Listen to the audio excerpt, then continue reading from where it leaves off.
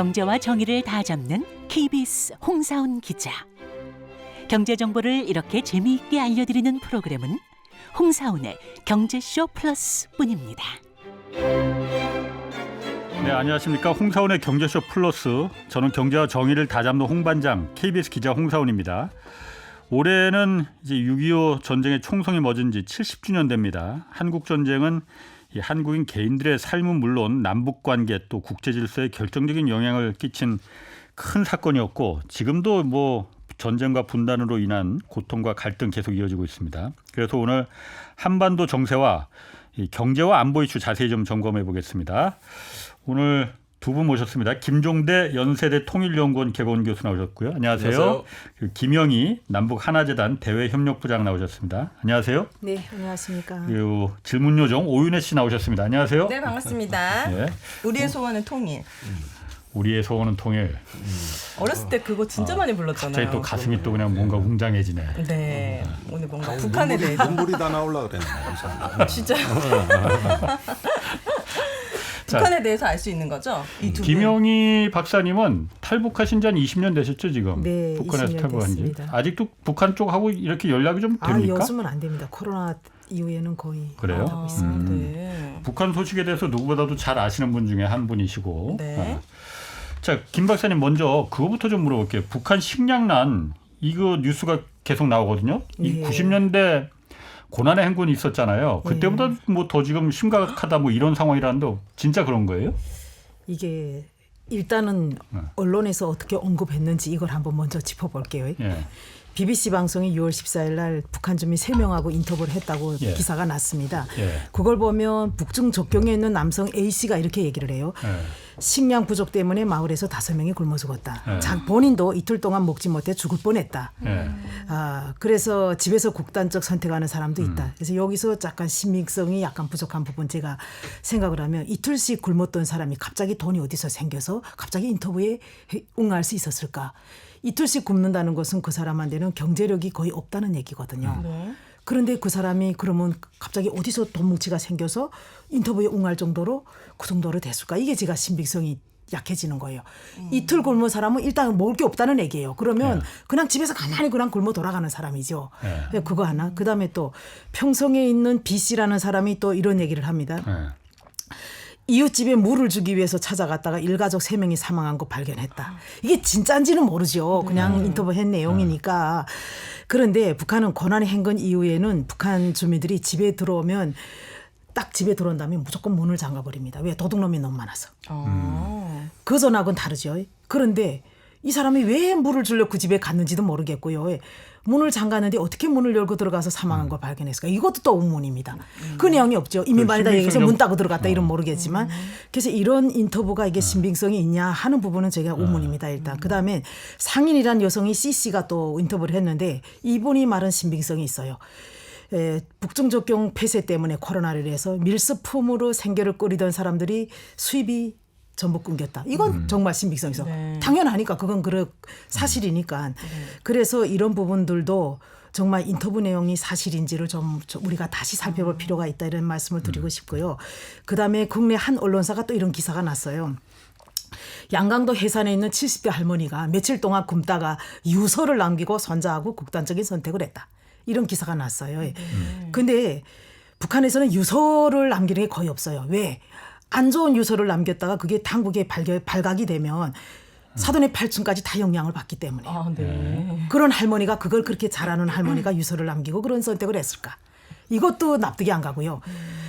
그래서 이런 언론사의 보도를 100% 다 받아들여야 되나 하는 것은 저는 저희 이걸 시청하는 시청자들의 몫이라고 생각을 합니다. 그러니까 식량난이 있는 거는 그러면 있는 겁니까? 그래서 제가 말씀을 드릴 겁니다. 좀 성급해서. 그래서 북한의 지금 식량난이랑 시장 가격을 보면 압니다. 그래 시장 가격을 보면 09년도에 화폐 개혁을 했습니다. 그러면서 가격이 뚝 떨어졌다가 그다음 물가가 막 변동을 하다가 2013년도부터 가격이 딱 안정이 됩니다. 그때 쌀 가격이 5,900원 1kg에 옥수수 가격이 2,770원 최고치를 딱 기록을 합니다.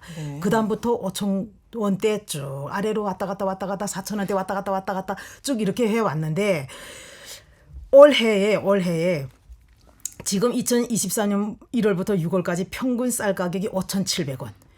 그때보다 2,000원 가격은 약간 내려갔네. 낮습니다. 그다음에 네. 옥수수 가격이 2,775원. 신통이 똑같아요.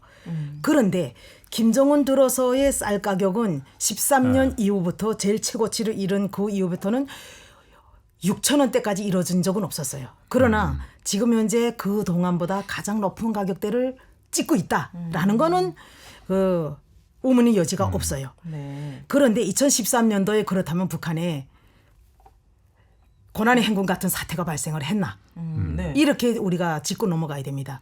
그렇기 때문에 지금 이 쌀 가격 수준이 아사자가 막 고난의 행군 때처럼 나오는 그 상황이라고 봐야 되냐?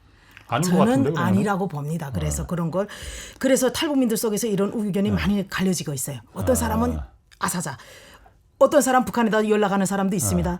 그래서 어제 저녁 또 하긴 했습니다. 없다. 그러나 한두 명은 있겠지. 그러나 그렇지 않다라는 겁니다. 그래서 저는 이런 부분은 정책과 관련되는 부분이기 때문에 네. 정말로 팩트 그대로를 좀 알아야 될 필요가 있고 정말 제대로 된 정보를 수집할 필요가 있지 않냐 이런 생각이 사실 듭니다. 하긴 그 중국에서 그러니까 북한으로 지금 북한에서 물건을 수입하는 게 중국밖에 없잖아요. 거의 그렇죠. 그러면 중국에서 지금 수입되는 물건들 양은 그건 공표가 되더라고요. 그런데 네. 보면은 옥수수랑 뭐 이런 식량을 수입하는 게 아니고 식량 수입합니다. 지금. 아니 많이 수입하는 5대 품목을 보니까 예. 식량은 없고 콩기름 뭐 담배 예. 뭐 이런 거더라고요 전부. 그런 거 보면은 식량난이 그렇게 심각하다라고 해서는 당연히 옥수수가 그렇죠. 수입됐어야 식량난이 되죠. 심각하다고 생각을 하면 김정은 위원장의 입장으로서는 북한 주민들이 굶어 죽을 정도로 놔두면 90년대보다 더한 사태가 발생하거든요. 예. 북한 주민들이 시장에서 지금 먹고 살아가는 지가 25년 되어 오는데 북한 주민들이 가만히 있지는 않죠. 김정은도 주민들이 눈치를 보기 때문에 예. 당연히 수입을 왕창 많이 했겠죠. 그런데 그 정도의 상황은 아니다. 그렇군요. 저는 이렇게 봅니다. 북한이 하도 이게 그 뉴스가 어쨌든 그냥 카더라 뉴스가 하도 남발하니까 네. 그냥 그건 북한 잘못도 좀 있어요. 좀 그렇죠. 공개를 하면 될 텐데 좀 그러니까. 깨끗이 공개를 하면 될 텐데 그걸 안 하니까요. 자, 그러면은 그건 그렇다 치고 최근에 북한 관련된 뉴스가 또 정찰위성 쐈다가 실패했잖아요. 네. 이거는 전 사실 그 북한도 약간 좀 바뀌었다라는 걸 느낀 게 실패했다고 쿨하게 밝히더라고요. 그게 옛날하고 좀 달라진 건데 굉장히 북한의 그 군사 장비 개발 방식이 도전적이고 혁신적인 일단 위험 감수 전략을 채택하고 있습니다. 우리만 하더라도 뭐 무기체계 개발하다 실패하면 부실 개발이니 방산비리니 또 연구원들 불러가서 격리서 쓰고 예산 또 깎이고 국회 심사 받지 감사원 받지. 골치 아프니까 실패하는 개발을 잘 안 해요. 이게 우리나라 개발의 문제점입니다. 지금까지 국방과학연구소 개발 성공률이 99.5%예요. 40년간. 되는 것만 하는 느낌이에요. 99.5%. 그런데 그 북한인데 거의. 이스라엘이 30%입니다. 예. 그러니까 60%가 넘어가면 기관장 처벌이에요. 자동 처벌 징계받습니다. 쉬운 연구만 했지 이게. 그러니까 우리나라 과학기술대학이라든가 과학연구소라든가 이런 문제점이 뭐냐면은 실패율이 너무 낮아요. 그런데 사실 북한이 이제 주로 그 위성 발사라든가 이런 것들은 지금까지 실패의 역사거든요. 전 이게 더 무섭다. 그리고 그거를 인정하고 그다음에 과학자 우대 정책을 편단 말이죠. 그러다 보니까 이게 이번에 같은 경우는 중대한 결함이 발견돼서 엄중하게 이 사태를 본다는 건데 이런 식의 어떤 그 인식도 실패를 솔직하게 인정하고 엄중하게 본다. 그러면은 이제 이걸 개선해서 다음 발사 때 성공을 기약한다는 얘기거든요. 우리 나로나 누리호 보십시오. 조금만 뭐 발사하려고 하다가 뭐 연료가 이상하다, 소프트웨어가 이상하다 그러면 무조건 발사 중지 아닙니까? 그런데 북한이 무리하게 발사한 측면은 있지만 저 발사 방식이 제가 보기에는 이 지식을 축적하는 방식이고 과학자 우대 정책이고 집중돼 있다. 그런 면에서 이번에 천리경이죠. 위성을 발사하는데 이게 사실은 첫 번째 시도입니다. 그리고 사실은 기존 발사장이 아니라 새로 진 발사장에서 발사를 했고 그다음에 북한 표현을 보면 아주 유심히 봐야 되는 대목이 있는데 신형 발동기라는 건 엔진이에요. 신형 발동기를 시험했다 그랬거든요. 그러면 굉장히 모험적인 방식을 채택한 거예요. 엔진은 못 찾았죠 지금. 그거를 이제 추진체 일부만 인양을 했기 때문에 아직은 분석이 진행되지 않고 있습니다. 그러나 이 방식을 가만히 보면은 신형 발동기라는 게 무슨 뜻이냐? 저번에 뭐 화성 18형 발사했는데 뭐 어쩌면은 뭐 고체 연료의 신형 로켓을 발사한 거냐? 그러면 이상한 의문이 드는 거예요.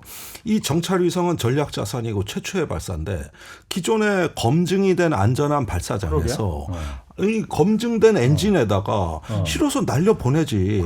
왜 이렇게 모험적인 방식을 했을까? 그러니까 우리가 모르는 뭔가 비밀이 숨어 있어요. 제가 보기에는 이게 신형 로켓 시험을 겸한 겁니다.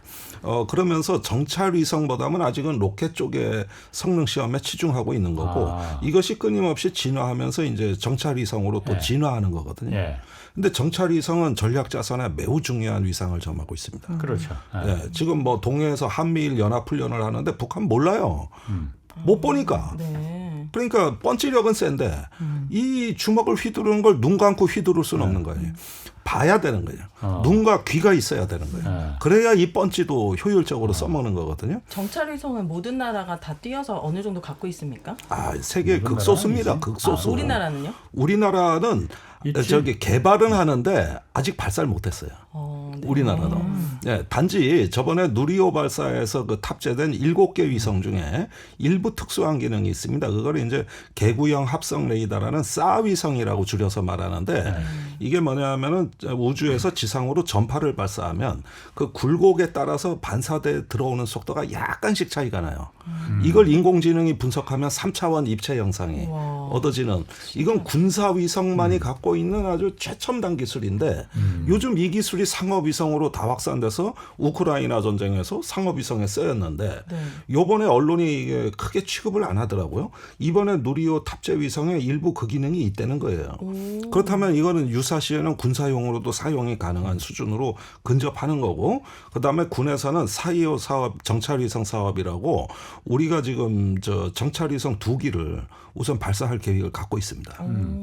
아니 그럼 지금 김 의원님 얘기 들어보면은 저는 사실 이번에 그래서 북한이 그 정찰이 이 로켓 발사에 실패했다고 그래서 아까운 정찰위성 저 처음 올리는 건데 비싼 위성 하나 날렸겠구나 그렇게 생각했는데 신형 엔진을 갖다가 사용해서 굳이 기존에 성공했었잖아요. 어쨌든 예전에 사과박스 같은 위성 조그마한 거 올리는 것도 어쨌든 북한은 성공했다고 했잖아요. 우리가 보기엔 가짜 위성이라 그랬는데 더미 위성이라고 처음에는 원래 그런 거 올려요. 그리고 비싼 위성 처음 로켓 발사하는데 비싼 위성 진짜 위성 올렸다가 그거 날리면 어떻게 하려고. 그러니까 우리도 누리호 때 그랬었고 그 이미 검증된 로켓을 사용하지 않고 신형 엔진을 탑재한 새로운 로켓을 그 비싼 정찰위성을 올렸다는 거는 정찰위성이 목적이 아니고 로켓 시험이 미사일 대륙간 탄도탄 시험이 목적이었다 이렇게 보시는 거예요? 그래서 일부에서는 이걸 미사일 발사라고도 해요. 그래서 이게 혼재되어 있습니다. 그러니까 우리 정부는 퉁쳐서 우주 발사체로만 해요. 위성이라고도 얘기를 안 하고 미사일이라고도 안 하고 그냥 퉁쳐서 우주 발사체다 이러면 다 들어가는 거거든요. 그게 똑같은 거니까 뭐. 그런데 그 말이 그 말이에요. 그런데 보십시오. 최근에 이제 한미일 중군사 동맹으로 이게 진화하면서 연합훈련 횟수가 얼마나 많아졌습니까? 우리나라 한반도 주변 해역에서 수시로 한다 그러고 뭐 미국 항공모함 온다, 구축함 온다, 잠수함 온다 하도 이러다니까 북한 입장에서는 정찰 수요가 굉장히 절박해졌죠. 일단은 봐야 될 거 아닙니까? 옛날 같으면 뭐 저기 잠수정에 무장 간첩 태워가지고 직접 와서 정찰해가고 사진 찍고 이랬지만 요즘 그런 거 못 하거든요. 뭘로 해야 되느냐? 기계가 해야 되는 거죠. 그러니까 위성이 필요한 거고 이건 당연한 진화 과정이에요. 저는 박사님한테 궁금한 게 이렇게 발사하는데 굉장히 많은 비용이 들 것 같거든요. 그 북한은 지금 다 수출 수입 이런 거 다 막혔는데 어디서 자본을 조달합니까? 그게 의문이죠. 근데 저도 궁금해요. 그런데 일부에서 그런 얘기도 있잖아요. 북한에 지금 뭐 이제 가상화폐도 비트코인 같은 거. 예, 가상화폐도 몰래 계속 해커들이 가져간다고 이렇게 얘기를 하는데 글쎄 그런 것이 얼마나 되는지는 모르겠어요. 과거에는 뭐 가짜 달러도 뭐 가화폐도 만들어서 막 유통시키고 뭐 가짜 달러요? 그리고 위패도 있고 그다음에 또 마약도 막 팔아서 자금을 확보하고 그랬는데 요즘은 너무 그게 단속이 심하기 때문에 그렇게 확보하는 것 같지는 않아요. 그런데 여기에 들어가는 첨단 기술의 부품들 같은 경우는 꼭 사봐야 되겠죠. 그러나 국내에서 생산할 수 있고 이런 것들은 국내에서 만드는 건 또 있다고 봐요. 그다음 우리가 이런 걸 뭐 로켓을 발사든 뭐를 하든지 간에 여기에 들어가는 가치 비용이 어느 부분이 제일 많을까요? 생산 원가가. 인건비일까요? 아니면 기술 개발하는데 제일 많이 들겠죠. 저는 한국 같은 거는 인건비가 더 많이 들지 않나라는 생각이 들어요. 비중으로 차지하면 모르겠어요. 이게 군사 장비들은 모르겠는데 일반 상품은 인건비 비중이 제일 커요. 그런데 북한은 인건비 비중이 그렇게 안 커요. 왜? 다 국정 가격으로 다 이렇게 그 인건비를 받기 때문에 그러니 전체 비중에서 인건비가 차지하는 비중이 작고 그다음에 나머지 비중이 생산 원가를 수입을 계속 해온다. 모든 걸 다 수입을 해서 만들게 된다면 돈이 많이 들어가겠지만 그게 아니라 일부 북한 내에서 생산을 해서 조달을 하게 된다면 우리가 이제 국제사회가 생각하는 것보다 좀 덜 들죠. 그래서 그것도 또 논란이 있어요. 어떤 사람은 엄청나게 많은 북한 식량을 1년치를 사올 수 있는 그만한 어마어마한 수천억이 들어간다. 또 어떤 사람은 아니다. 북한은 인건비가 저렴하기 때문에 그렇지 않다라고 하는데 이건 누구도 모르는 거 북한만 아는 일이고 제가 그냥 추론을 할 때는 인건비 비중으로 따져봤을 때는 후자가 맞지 않나. 그래서 실제로 그러니까 그 북한의 그 로켓 발사가 우리가 흔히 생각하기에는 막 저게 굉장히 많은 돈이 들어가는 거라고 생각하는데 이미 과거부터 계속 해왔던 거기 때문에 사실 다른 어떤 그 군용 무기 체계를 개발하는 것보다 훨씬 적은 돈으로 큰 효과를 발휘할 수 있는 게 이 로켓 그러니까 미사일이라는 거예요. 인프라가 구축이 돼 있는데 북한의 무기 개발하는 데는 지금 뭐 새로운 우주국도 생기고 많이 생겼지만은 국방과학원이에요. 그걸 제2경제권이라 그래서 이제 제2경제 담당 비서가 따로 있어요. 노동당에. 그래가지고 이게 군수 담당인데 그 국방과학원에 근무하는 인력이 몇 명이냐? 2만 명입니다. 우리 지금 국방과학연구소 3,000명이에요. 그렇지. 우리 7배입니다. 7배. 거기에다가 저기 우주 또 뭐 사이버 해가지고 다른 조직들이 더 있으면은 이걸 합치면은 대규모 대부대예요. 그런데 이제 인건비 문제는 우리 박사님 얘기하신 대로 그렇게 국가가 동원 체제로서 해결하는 것이다. 자원을 동원하는 체제고 우리는 투자하는 체제니까 비용 개념이 다르겠죠. 아까 뭐 이게 경제쇼긴 하지만은 그거 좀 궁금하네. 그 신형 엔진이라고 했잖아요. 그 요즘 고체 엔진을 말하는 그러니까 거예요. 지금 화성 18형부터는 이제 고체형 ICBM이 나오느냐 마느냐가 초미의 관심사입니다. 고체가 왜 중요한 거예요? 액체 연료는 주입 기간이 오래 걸립니다. 그러니까 30분 전부터 미리 연료를 넣어놓을 수가 없어요. 발사 직전에 주입해야 되는데 이게 우주로 가기 때문에 공기가 없으면 산화제도 같이 공급을 해야 되거든요. 액체 산소. 그러면은 연료 있죠, 산화제 있죠, 이 배합 비율이 있죠, 회로도가 복잡하겠죠. 준비 시간이 많이 걸리다 보면은 상대방이 저 발사 준비하고 있구나 탐지가 되니까 그게 무력화될 수도 있는 거예요. 근데 고체 연료는 이 과정이 필요 없습니다. 그냥 성냥불만 그으면 바로 지가 알아서 탑니다. 그래가지고 쭉 날아가고 이제 갖다 끼우기만 하면 돼요. 그래서 두 가지 해법인데 첫째는 고체 연료로 진화하느냐. 이건 사전 경보 시간을 없어 은밀하게 기습적으로 사용하는 무기라는 뜻이 있는 거고 두 번째 방법은 액체 연료를 채우는 걸 앰플화해서 이제는 저 연료를 주입하지 않고 연료통을 갖다가 끼워버리는 이런 식으로 또 시간을 단축하는 방법은 다른 데서 연료 주입해가지고 실어와서 그냥 끼워버리면 되니까 이런 등등의 방법들이 있어요. 그런데 지금 북한의 북극성 미사일이 지금 고체 연료 미사일입니다. 이게 SLBM으로 진화합니다 앞으로. 그게 뭐예요? SLBM? 잠수함 발사 미사일, 수중 발사 미사일. 이건 못 잡아요. 어디서 쏘는지 모르니까. 가장 무서운 킬러 무기지. 이게 게임 체인저입니다. 이런 북극성 미사일이 현재 고체 연료 미사일로 알려져 있거든요. 그러면서 지금까지 북한의 재래식 미사일은 전부 액체 연료 로켓인데 이게 고체로 전환되고 있어요. 그래서 주요령 미사일들이 고체로 전환되면 이게 한반도의 군사력 균형을 바꾸죠. 이제는 북한을 탐지하기가 어렵죠. 거기에다가 일부는 또 어디 산속에서 물속에서 열차 위에서 이렇게 발사하는 것도 탐지를 피하려는 거거든요. 그러니까 고체 연료의 이동식 발사대. 이게 제일 무서운 거죠. 근데 로켓을 목적으로 한다는 거는 위성을 올린다는 건데 굳이 그렇게 좀 불안정하고 고체 연료라는 거 한 번 타면 제어가 안 된다면서요. 그러니까 로켓 발사 같은 거는 안전하게 제어할 수는 액체 연료를 많이 쓰는데 고체를 갖다가 쓴다는 거는 로켓이 목적이 아니고 미사일 무기를 쓰는 게 목적 아니겠느냐. 그래서 지금 이번에 그 추진체 인양이 그래서 중요한 거예요. 아, 고체냐 액체냐 이거 확인하는 거. 이런 어떤 연료와 그 연료의 성분, 그 다음에 그 저기 연소 방식 이런 것들을 우리가 그 파악하려면은 이 추진체를 인양하는 게 너무나 중요합니다. 그런데 이번에 발사의 경우에는 1단 로켓은 성공했어요. 그런데 2단 로켓이 이제 분리돼 가지고 요게 그 자세를 제어하는 로켓이 굉장히 중요합니다. 1단 로켓은 올라가는데 급급하다 보니까 삐뚤어삐뚤어 막 해가지고 이게 뭐 저기 어디로 날아가는지 모르는데 2단 로켓에서 방향을 이탈각이라고 하는 걸 잡아줘요. 그래서 목표를 향해 궤도로 가는 로켓이거든요. 이게 실패한 거예요. 이번에 여기서 이제 점화가 안 된 거고 과거에 광명성 그 위성 발사할 때도 그래서 실패한 거거든요. 그렇다면은 왜 그런가를 지금 북한이나 남한이나 이 분석 경쟁이 들어간 거예요. 누가 먼저 이 추진체를 건져 올리냐. 누가 건져 올려서 누가 먼저 분석하냐. 그다음에 분석 결과는 우리는 극비에 붙여야 되겠죠. 네. 북한에 이걸 알려주면 안 되니까. 그런데 북한에서 지금 분석해 보니까 일단 연료 성분, 로켓의 안정성, 그다음에 점화 실패 이 부분을 북한 스스로 얘기를 했어요. 이 세 가지 여부를 지금 집중 분석하고 있다. 그래서 교훈이 분석이 되면 추가 발사로 간다. 그런데 어렵죠. 그러니까 지금 북한도 저기 그 잔해 건져 올리는 거 이거 되게 관심 많겠지. 네. 그럼 우리나라도 그런 고체 연료가 개발이 된 상태입니까? 우리나라는 군용으로는 고체 연료 로켓을 개발했고요.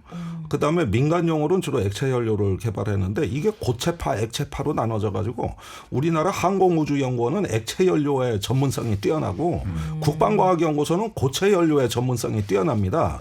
두 기관 간에 좀 기술 교류를 좀 더 많이 했으면 좋겠는데 경쟁이 붙어가지고 이런 걸 좀 우주청이 생기면 이제 앞으로 항공우주청이 생기면 이런 문제를 해결해야 되는 거예요. 그럼 어떻게 되느냐? 하이브리드 로켓으로 가야 되는 거예요. 그거 뭐예요? 1단은 액체로 가고 네. 2단 자세 제어를 하고 할 때부터는 다시 고체 연료 로켓을 탑재해서 이게 이제 나중에는 이제 미세하게 자세 궤도 조정하는 것까지 이 전체를 복합 하이브리드 로켓으로 진화하는 거거든요. 근데 이번에 누리호는 액체 연료 로켓이고 이게 뭐 한국형 발사체라고는 말은 합니다. 그런데 사실은 러시아의 구형 75톤 그 추력의 러시아의 액체 연료 로켓을 우리가 역설계한 겁니다. 그러니까 순수한 한국형 발사체는 아니에요. 아니 그렇더라도 대단한 거지. 그래도 뭐 베껴서도 못하는 나라들도 많은데. 아니 그러니까 베끼는 건 잘합니다. 우리나라가. 근데 개발하는 추격하고 이렇게 저 베끼고 하는 건 우리나라는 너무 뛰어나요. 문제는 독창적인 디자인이 되느냐. 이게 진짜 능력이죠. 국방 기술력은 우리나라가 북한하고 비교했을 때 무기 수준 같은 건 어떻습니까? 아니 뭐 북한은 저 5, 60년대 무기 개량해가지고 그런데 일부 미사일에서만 그러니까 남북한이 같은 원천 기술을 쓰고 있어요. 북한은 RD-250이라고 그 옛날 구소련의 액체 연료 로켓을 개량해서 그걸 국산화한 거거든요. 네. 그러니까 북한도 러시아 미사일, 우리도 러시아 미사일. 그러니까 어떻게 보면 남북한의 로켓의 원천 기술이 하나야. 다 러시아에서 왔어요. 우리나라가 좀 더 낫다는 거죠? 근데 이제 우리가 그 IT 인프라라든가 산업 제조 능력이라든가 이런 어떤 또 뛰어난 인력 구조라든가 이런 게 있기 때문에 마음만 먹으면 우리 쪽이 훨씬 속도는 빠릅니다. 그런데 우리나라는 이제 동맹국 눈치를 봐야 되고 주변국하고 외교가 있기 때문에 그동안에 자제해 왔던 거죠. 자, 뭐 그 얘기 계속 넘어가면 남북의 차로 흐르니까 다시 경제쇼로 돌아옵시다. 제가 사실 그 북한 하면은 경제적인 문제에서 가장 안타깝게 생각하는 게 그 개성공단. 이 느닷없이 그냥 그 문을 닫아버렸잖아요. 2016년도에 그때 이제 박근혜 정부 당시에 이제 갑자기 문을 닫아버렸는데 여기 개성공단에서 북한이 지금 뭐 이거 무단으로 그 가동하고 있다라는 뉴스 좀 들리거든요. 이거 원래 북한이 가동하면 안 되는 거예요, 그러면은? 안 되죠. 한국 자산인데 북한이 함부로 하면 안 되는 것이죠.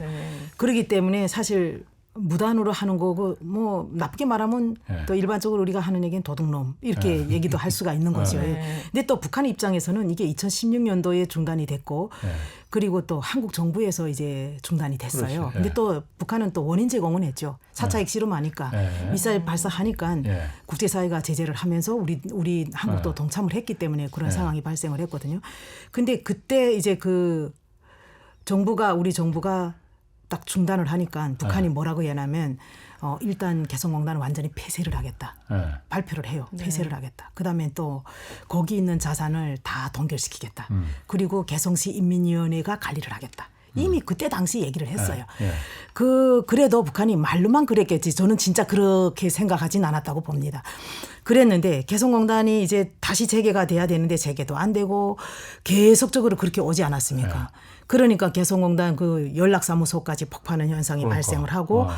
그러다 보니 북한 입장에서는 그래 그 안에 있는 자산이 얼마나 많아 완제품 많죠. 그다음에 원부자재 많죠. 그거 계속 놔두면 다 못 쓰고 나중엔 버려야 되겠는데 뭐 쓰지 이런 생각을 했겠죠 북한 입장에서는. 저라도 아마 제가 북한의 당국자 입장이라면 아마 저라도 그러지 않았을까. 딱 보니까 이제는 재개될 가능성 거의 없고 제재가 완화돼야 되는데 본인들은 핵무기 절대 포기 안 하니까 이제는 원천 이제는 차단이 된 것이죠 이게. 그러니 당국의 입장에서는 과거 같았으면 그래요. 경제를 더 해생시키기 위해서 그래 핵무기 어쨌든 뭐 협상을 할 만하지. 라고 했는데 이제는 협상도 안 나오지 않습니까? 그렇기 때문에 이번에 8차 전원회 때 보니까 핵무기를 다량 생산까지 얘기를 하더라고요. 많이 생산하는 문제 중산까지 얘기를 해요. 그런 상황인데 북한이 뭐 그렇다고 대북 제재가 절대로 해제가 안 되지 않습니까? 북한 당국 입장도 이제는 안 된다는 거 알죠. 본인 스스로가. 그리고 그러니까 개성공단 미국의 제재가 개성공단에서도 이제 그 제재 대상에 들어가니까. 들어가죠. 예. 그걸 한때는 그래서 좀 이거 예외로 그거는 그게 좀 추진할 수 있는 거 아니냐. 그래서 그런 얘기들이 정말 기업으로부터 시작을 해서 전문가들 속에서 많이 나왔죠. 그렇지, 예. 그러나 우리 한국 정부 입장에서는 그게 또 국제사회에서 예. 같이 동참을 해줘야 되는데 그 예외 조치를 취한다는 거 상당히 어려운 부분이기 때문에 2018년도에 그렇게 남북관계가 좋음에도 불구하고 개성공단 재개를 못하지 않았느냐. 저는 그렇게 생각을 합니다. 그때 얼마나 기업인들이 그걸 원했습니까? 그냥 뭐 보따리 들고 쫓겨나 네. 그냥 나왔으니까. 사전 통보도 없이 그냥 문 뭘 닫아요. 만들던 곳이에요. 제가 여기서 무식한 게 티나거든요. 개성공단. 뭐 거기에 그렇게 너무 공부가 많아요. 아니고 거기 뭐 냄비, 속옷, 낚시, 너무 많죠. 그물, 네네네. 별의별 게 많은데 개성공단이야말로 저는 참 감동적인 어떤 남북 협력의 상징이고 남한 체제도 아니고 북한 체제도 아닌 전혀 다른 문명이 만나 새로 만든 제3의 공간이라고 저는 생각을 합니다. 처음에는 문화적 충돌 때문에 생산이 안 됐어요. 예컨대 그 방송에서 이런 말을 해도 될지 모르겠습니다만 우리 제품 중에 망사 팬티 같은 거 있다고. 그러는데 북한 약간 노동자들이 중요해지는데요. 레이스 팬티 같은 거. 도저히 이런 흉물은 못 만들겠다. 그다음에 문화적 충돌 그래서. 그러니까 그럴만해. 거기에다가 합니다. 청바지에 모래총을 싸가지고 멀쩡한 바지를 헌옷을 만드는 공장이 있다고. 찍고 막. 예. 그러니까 이게 사람이 할 짓이냐. 이래가지고 처음에 이 문화적 충돌 때문에. 네. 근데 우리도 북한 사람들한테 충격을 받은 게 네. 라면을 끓여 먹는데 네. 모든 기름을 다 넣어요. 들기름, 참기름. 라면에요? 그러면 우리는 비유가 상해가지고 저러고 해서 어떻게 먹냐 저거를. 왜 넣는 거예요? 아니 김 박사님 아니. 진짜 북한에서 라면 그렇게 해 먹어요? 아니 그러니까 라면보다도 뭐든지 이제 그 밥을 먹어도 설탕도 귀하니까 밥에다 막 설탕 비벼 먹기도 하고 있잖아요. 예. 그리고 또 밥에다가 기름 넣어서 막 비벼 먹고. 근데 그게 원래 그렇게 하는구나. 예, 근데 네. 그게 본인 거라면 그러지 않았을 거예요. 식용유가. 아, 이게 공짜니까? 기업에서 그렇죠. 공짜니까. 북한의 식용유도 귀하고 하니 라면에다 이어서 더 맛있게 먹는다 이런 거죠. 자, 그러니까 어쨌든 그래서 전혀 망사 얘기를 다른 빼시고 전혀 다른 그 인종이 만나서 마치 네. 이 전혀 불가능한 협력을 할 것처럼 했는데 네. 1년 만에 기계 소리가 우렁차게 돌아가기 시작했습니다. 어머. 이런 차이를 다 극복하고 그러니까 그 작은 통일을 이룬 거예요. 그랬는데 이게 감동적이다. 2018년 아까 박사님 말씀하신 대로 그 좋았던 그 상황에서도 한미 간의 워킹 그룹이라는 게 맞아요. 이제 구성이 돼 가지고 네. 이 촘촘한 제재를 어떤 모든 어떤 통제 구조가 그 작동이 되는데 그렇게 보면은 군사 협력을 하려고 그러면 유엔 사령부가 딱 막아서고 그다음에 민간 교류 협력을 하려고 그러면 이번에 워킹 그룹이 막아서고 이러면서 아주 어려운 가운데서 이 평화의 분위기를 실제적 협력으로 구체화시키질 못하는 겁니다. 그러니까 북한에서는 연일 독촉이 날라왔어요. 금강산 관광 재개 안 할 거냐. 그다음에 개성공단 안 할 거냐. 그래 국제 제재 때문에 안 된다. 그럼 국제 제재 안 걸리는 방식으로라도 해라. 이게 이제 김정은 위원장이 직접 얘기한 건데 예컨대 현금 주는 게 국제 제재 걸린다? 그럼 뭐 적립을 한다든가 뭐 다른 현물이라든가 얼마든지 방법 많다. 왜 안 되냐? 뭐 이랬는데 우리가 답변을 못 했죠. 워킹그룹에 반하니까. 예, 그렇습니다. 그래서 그 워킹 그룹을 처음에 만들 때는 이걸 만들어서 이제 그 미국의 재무부, 상무부, 국방부 다 일일이 상대하려면 번거로우니까 이런 게 하나 있으면 좋겠다. 이게 원스톱으로 해결이 되니까 이래가지고 우리도 기대를 갖고 만들었는데 막상 운영을 해보니까 이게 괴물 같은 통제기구로 돼가지고 아무것도 할 수 없는 상황으로 된 건데 이게 우리가 예측 실패예요. 그런 만큼 미국은 그 북한에 대한 제재를 신성시하기 때문에 이런 걸 어떤 그 하나의 도덕 규범으로 보고 상당히 어떤 북한에 대한 그 제재가 신성한 제재 근본주의자들이 이걸 이끌었단 말이에요. 그러다 보니까 그 벽을 넘어설 수가 없는 거예요. 네, 국민의 입장으로서는 대한민국의 평화보다 더 중요한 것이 워킹그룹이라는 부분에 동의할 수가 없는데 그 가장 국익과 평화가 가장 우선시돼야 되는 거 아니에요? 뭐 그러니까 국익 그러니까 남북한 간에 어쨌든 개성공단에서 큰 손해를 보고 거기서 그냥 보따리 하나 들고 나온 기업인들이 지금도 있거든요, 분명히. 이분들 입장에서는 이걸 정부에서 국가에서 보상을 해주는 보상을 해주는 것도 아니고 그걸 그 하루아침에 그냥 거기서 나왔으니 그리고 사실 개성공단 아까 김 의원님 말씀하신 대로 새로운 그야말로 전혀 새로운 남북한 간의 그야말로 모든 이념과 문화를 뛰어넘은 제3지대가 생긴 거잖아요. 예. 이게 정말 한민족의 새로운 물꼬를 틀 수 있는 그런 경제적인 걸 떠나서라도 했는데 이걸 갖다 지금 이렇게 물거품이 돼버린 게 저는 그래서 사실 좀 개인적으로는 굉장히 안타까워요. 이게. 안타깝죠. 다시 될 수는 없을까? 가능성은 뭐가 있을까? 일단 그 개성에 지금 투자된 돈이 남북교류협력기금만 1조 원. 1조 원이 투자가 됐고 기업이 남겨둔 기계설비, 고정재산, 완제품, 뭐 유동자산 해가지고 한 9천억 거의 1조 정도 되죠. 그러니까 어마어마한 자산들이 거기 남아있는데 그리고 지금 우리 기업들은 정말 그동안에 동남아로 간 기업도 있고 어떤 기업들은 문을 닫았고 거기 있던 노동자들은 다 직업을 잃었고 막 그런 상황이죠. 근데 쿠쿠존자 같은 경우는 북한의 완제품을 1만여 개 그다음엔 생산할 수 있는 부품이 42만여 개가 거기 남아 있었어요. 근데 북한에서 쿠쿠밥솥 너무 좋아하거든요.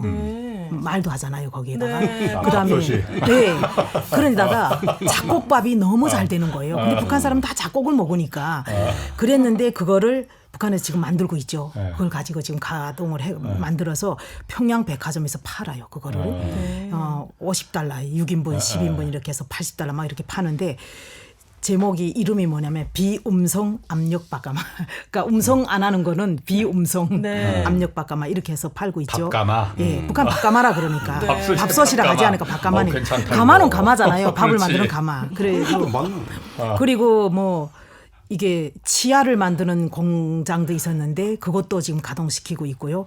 봉제는 두말할 것도 없고 봉제는 뭐 거기 천 뭐 이런 것들이 많은 걸 북한이 다 지금 사용하고 있고 어차피 그건 이제 못 쓰는 거예요. 어차피 버려야 될 거야. 근데 이런 거 있잖아요. 우리가 좀 씁시다. 한국에다. 우리 그동안 이게 안 되니까 북한도 어렵고 하니 우리 좀 씁시다. 이런 걸 하고 좀 썼었으면 어땠을까 해요. 근데 그냥 무단으로 갖다 쓰니까 지금 이렇게 손해배상 청구 막 이런 것들이 나오고 하고 있는 거죠. 버스도 막 갖다 쓰고 평양시내 막 달리고 있고. 근데 재가동은 어렵다고 생각합니다. 제가 앞서 말씀드린 것처럼 연락사무소도 그렇게 그냥 폭파시켜버렸는데. 네, 북한이 2020년 6월달이죠. 근데 그때 껍데기만 날렸어요. 건물은 멀쩡해. 외벽에 유리창 깨지고 뭐 요란하긴 하던데. 근데 그거 못 쓸 것 같은데 그때 터지는 거 보면은. 글쎄 그런데 보여주려고 한 거기 때문에 나 같으면 포크레인으로 그냥 부셔버리지 뭐 폭발을 그렇게 요란하게 합니까 그래. 그러면은 남쪽에 보여줄 게 없지. 북한의 그 분노를 보여줄 수가 없잖아요. 알겠습니다. 뭐 그거는 그렇게 하고. 요즘 또 제 그 관심 있는 게 대만에 하여튼 중국이 이제 대만 침공할 거다 이런 얘기가 계속 나왔었는데 엊그제도 또 미국의 싱크탱크에서 뭐 하나 났더라고요. 예. 대만 침공하면 전 세계적으로 뭐 4천조 원 피해가 있을 것이다. 예. 이게 중국이 대만을 침공할 여력도 없을 뿐더러 힘도 있을 것 같지 않은데 이유도 별로 없을 것 같은데 이런 얘기가 왜 자꾸 나오는 겁니까? 가능성이 있어서 그런 거예요, 그러면은? 그러니까 이제 시진핑이 3연임 하던 당시에 특히 올해 3월 연설에 보면은 네. 이게 단어 한마디가 논쟁이 된 겁니다. 그러니까 한자로 감어투쟁.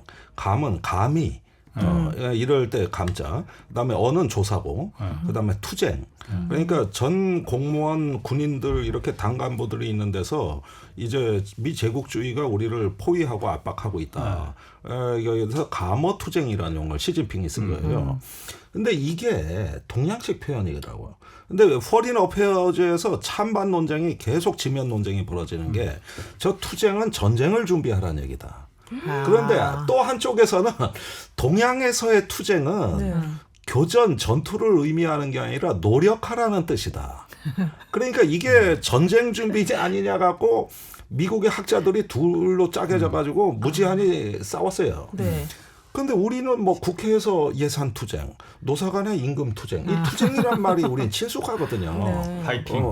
화이팅. 근데 화이팅, 교전? 이러니까 이제 미국 내에서도 이걸 각자 자기 시선으로 보면서 이걸 전쟁 준비로 봐야 되냐 아니냐. 또 작년에 시진핑 연설도 무력 사용을 배제하지 않겠다 그랬거든요. 그러면은 이런 것들이 쌓이고 쌓이면서 심지어는 요즘에 미국의 전략가들 중에 일부는 날짜까지 지정해서 요때까지 침공할 거다. 그래서 필립 데이비슨 인도태평양 사령관은 21년 상원 증언에서 2027년까지 침공한다. 그다음에 저기 윌리엄 번즈 CIA 그 국장은 2027년까지 침공 준비를 하라고 시진핑이 중국 군부에 지시를 내렸다. 이걸 작년에 폭로했단 말이에요. 그러니까 CIA 국장이 그 얘기했으니까. 예, 거기에다 윌리엄 번즈는 굉장히 신뢰받는 사람이거든요. 예. 근데 그 윌리엄 번즈 5월달에 뭐 했습니까?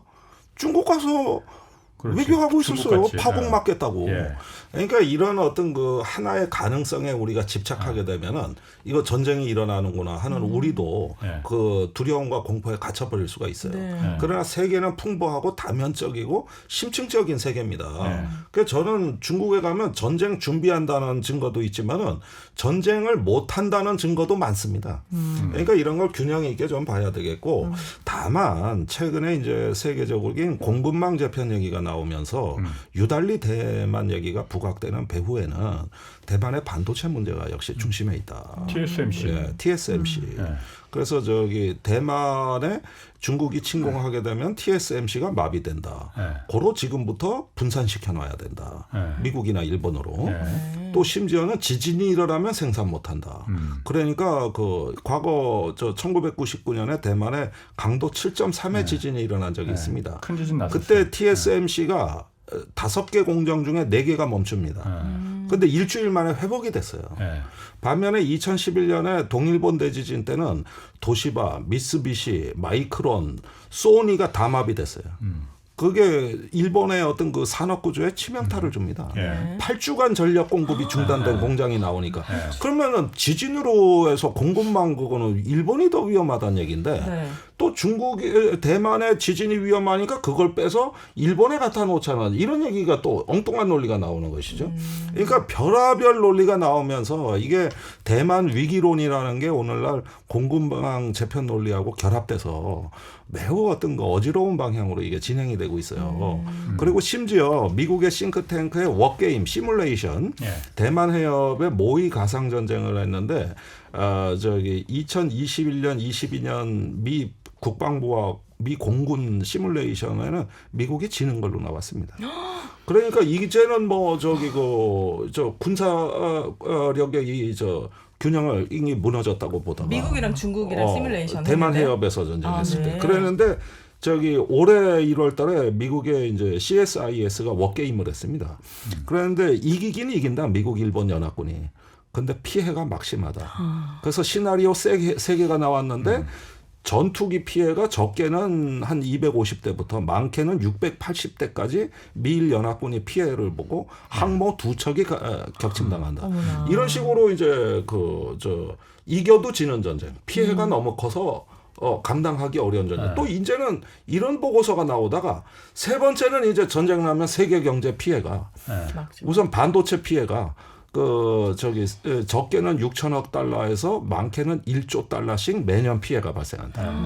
이제는 이제 헤인즈라고 미국의 국가정보국장이 그걸 또 증언하고 있어요.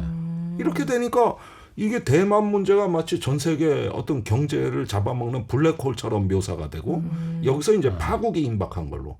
이러니까 공급망 재편 논리가 더 타격을 받겠죠. 아니 그러니까 그 미국의 아까 헤인즈 그 국가정보국장이나 그 밑에는 CIA 번즈 국장이나 미국의 내노라는 CIA가 우리가 영화에서 보면 모든 걸 다 알고 있잖아요. 모든 걸 다 조정하고 세계 그런 기관에서 전쟁 얘기를 자꾸 꺼내니까 뭔가 자꾸 근거가 있어 보이거든요. 그러면은 이게 목적이 있는 그 김 의원님 말씀대로 다른 중국은 그야말로 그냥 투쟁 한번 노력하자 이 정도 화이팅 이 정도인데 그걸 전쟁으로 번역하는 거예요. 왜? 목적이 뭐예요? 그럼 누구 말대로 무기 팔아먹으려고 그러는 거예요? 그러면은? 아니 그런데 이게 어떤 중국 위협론, 중국에 대한 어떤 파국론을 강조하면서 이것이 이제 세계적인 동맹 질서와 공급망 재편의 어떤 촉진제로 이게 작용이 되고 있어요. 물론 이건 옳다 그르다 얘기가 아니라 잘못 활용되면 대단히 위험한 논리입니다. 이게. 그런 면에서 우리가 이거 논리에 함부로 영향을 받지 말고 정신 똑바로 쳐다봐야 되는 건데 파이낸셜 타임즈 보도대로라면은 지금 미국의 전략가는 대만 해협에서 전쟁 날 가능성을 50% 이상으로 봐요. 그러니까 대단히 이게 과장되어 있는 거죠. 그런데 그러면 블링컨이 지금 중국 가고 윌리엄 번즈가 중국 가고 그다음에 이제 시진핑 바이든 정상회담이 열린다. 그럼 어떻게 되느냐? 이 수치가 쭉 내려갈 겁니다. 그 전까지는 너무 경색돼 있고 외교가 단절돼 있지만 소통이 재개되고 파국을 막지 않은 공감대가 이번에 시진핑도 좋은 얘기를 많이 했더라고요. 이런 부분으로 해서 과거 쿠바 미사일 위기에 파국을 막았던 케네디와 후르시초프의 그런 어떤 강대국 정치가 작동이 되면 그러면은 위기가 예방되고 극복이 되는 거거든요. 그러니까 지금은 적극적이고 주체적인 노력이 필요할 때지 가능성이 몇 프로냐 이거 계산하고 있을 때가 아닙니다. 그럼 가능성의 노예가 되면 어떻게 되느냐? 믿어버리는 거죠. 그러면은 파국이 온다는 걸 믿게 되는 거고 투키디데스의 함정에서 그 펠레폰네소스 전쟁사에서 투키디데스가 마지막 결론에서 뭐라고 얘기했느냐? 전쟁이 일어나는 이유는 전쟁이 일어날 것이란 믿음 때문이다. 그러니까 패권국 스파르타는 아테네가 쳐들어온다고 믿었다. 그래서 선제 공격을 한 거다. 그러니까 쳐들어올 거라는 그 믿음이 결국은 전쟁이 돼버렸다. 그러니까 우리는 어떤 하나의 가능성을 어떻게 관리하느냐에 따라서 우리의 노력 여하에 달린 것이지 거기에 노예가 되거나 끌려가게 되면 그럼 전쟁 납니다. 그러면 안 될 것 같아요. 안 되는 건 그러면 안 되는 거죠. 네. 아니 근데 미국은 대만의 무슨 그거예요? 대리인이에요? 왜 이렇게 적극적으로 대만 일에 미국이 나서가지고 일을 더 키우는 느낌이에요. 대만과 중국이 서로 대화를 통해서 평화적으로 해결하면 되는데 자기네들이 뭔데 뭐 전쟁이 나네 마네 이렇게 동맹국이에요? 대만이랑? 그래서 그러는 거예요? 미국은? 아니 대만과 중국은 미국은 그러니까 그 협약을 맺고 있죠. 그러니까 대만에서 대만 관계법, 대만 관계법이라고 해서 물론 대만하고 미국이 국교를 지금 하고 있지는 않지만 대만 관계법이라고 해서 대만의 극한 상황이 그 군사적인 위협이 발발할 때는 미국이 개입한다. 나는 이제 그 안전을 보장하기로 약조를 맺었고요. 그런데 이제 최근에 중국이 군사력을 증강하면서 남중국해 일대에서 어떤 일부 팽창주의 정책이 있었습니다. 인공섬을 건설한다든가 하면서 미국의 어떤 그 일방적 그 전략적 우세를 상쇄시켜 버리려는 중국식의 반접근 거부 전략이 나와버린 거예요. 그렇게 되니까 이거는 중국은 자기네 핵심 이익을 지키기 위해서 한 정당한 주권 행사고 조치인데 이것이 미국에는 전쟁 준비로 해석이 된다. 그러니까 이런 어떤 해석과 해석의 충돌인데 이번에 블링컨 방문에서도 이 이야기만큼은 견해 차이가 안 좁혀지는 거예요. 그래가지고 군사 소통 채널을 합의하는데 실패했잖아요. 예, 그렇지. 예. 이 부분만은 지금 죽었다 깨나도 저기 서로 견해의 차이가 대만 문제 좁혀지지가 않아요. 말씀하시는 거예요? 대만 해협 문제, 남중국 해협 문제 이 문제만큼은 이번에도 역시 대화의 한계가 그대로 노출이 된 거죠. 그러니까 남중국해에서 중국이 굉장히 공격적으로 들어가고 있잖아요. 네. 그런 부분이 당연히 그 필리핀이나 남중국해 연안 국가들은 당연히 그 부분에 대해서 반발을 할 수밖에 없는 거고 그러다 보니까는 미국 입장에서도 대만하고 같이 연계시켜서 이 부분만큼 군사적인 그 부분만큼은 양보할 수 없다. 다른 부분은 같이 뭐 디커플링해서 디리스킹으로 한다 하더라도 그 부분만큼은 용납할 수 없다. 그러면 정말 미국을 지지했던 동맹에 금이 가는 부분이잖아요. 네. 그 부분만큼은 미국도 양보할 수가 없을 것 같아요. 제가 봐도. 근데 이 부분에 대해서는 두 가지가 있습니다. 첫 번째는 대만의 민진당 정부가 예. 그 차잉잉원 총통이 예. 어떤 보면은 마치 대만 독립을 지향하는 듯한 이런 어떤 그 행보 같은 경우 지금 저 그렇게 차잉잉원 보이는데? 총통은 대만인의 정체성을 주장하고 있거든요. 예. 대륙과 분리된 예. 대만인의 정체성. 예. 사실 독립이라는 말은 안 꺼냈지만 예. 이런 부분들의 어떤 행보와 대만군의 최근에 공격 미사일 증강 조짐들이 있어요. 예. 그 미국이 물론 협력은 안 했지만 베이징이나 상하이를 폭격하는 중거리 공격 미사일을 대만 군부가 갑자기 주장하기 시작하고 이런 게 이제 중국의 자극 요인이 다소 됐을 겁니다. 반면에 중국은 사면임에 도전하던 시진핑이 국내 정치의 일환으로 대만을 이용하고 활용했습니다. 그러니까 결국은 역시 이제 지상 과제이자 사명은 통일을 달성하는 거라 그러면서 무력 사용을 배제하지 않는다는 이야기를 해버리니까 이게 각자의 국내 정치가 결국은 국제 정치에서의 긴장과 갈등을 고조시키는 양상이 되고 강대국은 이걸 이용해 먹는단 말이에요. 미국으로서는 나쁠 게 없죠. 그렇지. 이렇게 하면서 이 대만 해협의 위기를 명분으로 군비를 투입하고 공급망을 재조정하고 이런 것들이 이제 다 같이 따라가게 되니까 그래서 한미일 동맹의 지금 목적도 사실은 대만 해협에 대한 공동 대응 쪽으로 나가고 있습니다. 자, 그럼 요거는 하나 좀 물어볼게요. 마지막으로 대만에서 그야말로 급변 사태가 벌어지면은 TSMC가 그야말로 무너지니 일각에서 그런 얘기합니다. 우리나라한테 굉장히 유리한 찬스가 온다. 대만의 반도체 산업이 얘기입니다. 무너지니 네. 그런 얘기 하거든요. 언뜻 들으면 그럴듯해요. 절대 그게 그 황당한 게 뭐냐면은 만일에 대만이 이거 뭐 황당한 가정입니다만 TSMC를 중국에 그냥 통째로 헌납했다. 예. 중국이 이거 가져가라 그랬다. 못 가져갑니다. 거기에 숙련된 인력과 제조 노하우와 이 공정의 프로세스는 세계화된 공급망이거든요. 예. 중국이 껍데기 공장 간다고 해서 생산 못해요. 그러니까 갖고 가는 게 아니고 그러니까 이런 TSMC가 식으로 부서지면은 TSMC가 파괴가 돼도 그 TSMC를 뒷받침하는 세계적인 공급망이 복잡한 신경과 혈관망으로 구성이 돼 있고 예. 대만에서만 양성된 어떤 그 숙련된 엔지니어들과 인력이 있어야 되는 거거든요. 그걸 우리가 한꺼번에 시스템 반도체가 마비됐다고 해서 삼성전자가 또는 SK 하이닉스가 이런 부분에 대한 노하우를 그대로 우리가 그 공백을 메울 수 있다. 또는 그것의 대체제가 될 수 있다. 이건 단기적으로는 불가능하거든요. 네. 아니, 불가능한 거예요, 노하우를 이거. TSMC의 노하우를 삼성전자가 갖고 오는 게 아니고 지금 어쨌든 시스템 반도체 그 파운드를 만드는 회사는 대만의 TSMC하고 삼성전자밖에 없잖아요. 근데 삼성전자가 열세거든. TSMC가 워낙 독보적인 1위니까 1위가 무너지면은 2위인 삼성전자가 그걸 다 갖고 오는 거 아니야? 그 수주량을 이런 그야말로 논리거든 그러면. 근데 참 불편한 가정이고 예. 또 일부의 미국의 하원 의원 한 명이 중국이 쳐들어오면은 미국이 TSMC를 폭파시켜 버리자는 주장까지 그런 게 했어요. 있었어요. 그런데 예. 더 놀라운 거는 그 주장이 나가고 나서 나는 그 의원이 상당히 그 지탄받을 줄 알았어요. 네. 남의 나라 국부를 파괴하잖아. 뜻밖의 미국의 유력 언론들의 반응이 일리 있는 시나리오다. 이렇게 써버리니까 이코노미스트지 같은 경우가 왜냐면 그 미국에선 그 이게 더 주장을 한 게 황당한 중국에 넘어가느니 폭파시켜 버리는 게 낫다 이 주장이었거든. 그러니까 그렇게 다음에 언론 반응이 나오면서 미국 내 반응이 그렇게 나쁘질 않았어요. 그럼 미국이 그러니까 결국에 이게 황당무계한 일이 지금 벌어지고 있는 겁니다. 이게. 대만의 TSMC가 중국으로 가는 것 때문에 지금 이렇게 난리치는 거예요? 그러면 결론적으로는? 그렇죠. 대만은 어쨌든 가장 그야말로 대만 안보의 핵심은 TSMC예요. 반도체 쉴드라고 반도체 방패라고도 하잖아요. 그래서 안보의 핵심인데 제가 아까 그 부분을 잠깐 좀 이어가면은 이게 시간이 되는지 모르겠네.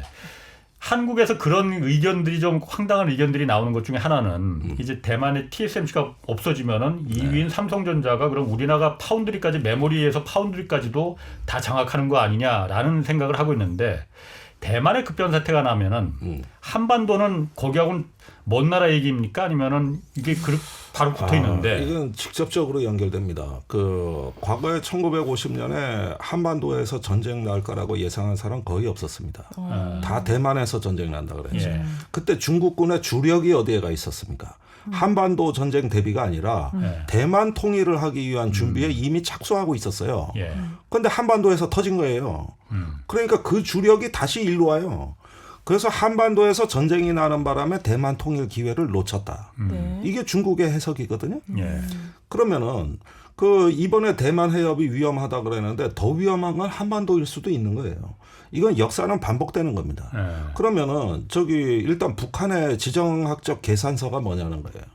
북한이 이런 대만 해협의 긴장고조, 그다음에 신냉전 그 이런 어떤 국제 정세를 기회라고 보고 있습니다. 북한이요? 예. 네. 이건 김정은 위원장이 직접 이제 다극의 국제 질서가 왔고 격변을 하고 있다. 주변 정세가.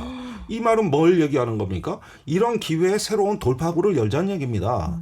그러면은 저기 대만 해협에 이제 그 위기가 발생하면은 주일미군과 주한미군이 지원 전력으로 가야 되는데 만약에 북에서 말썽을 피워주면 주한미군은 여기 묶여버리는 겁니다.